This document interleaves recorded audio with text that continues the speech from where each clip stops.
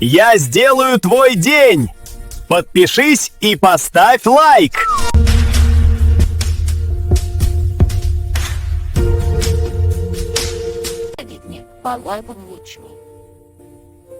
Блин, опять не туда заехал. Мадам, не могли бы вы не сидеть за моей спиной? Подумаешь, вообще-то я вас у 5-го подъезда ждала.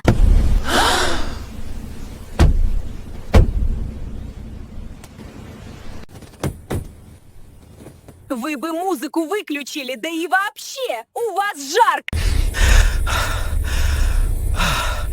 А у вас тоже такое бывает?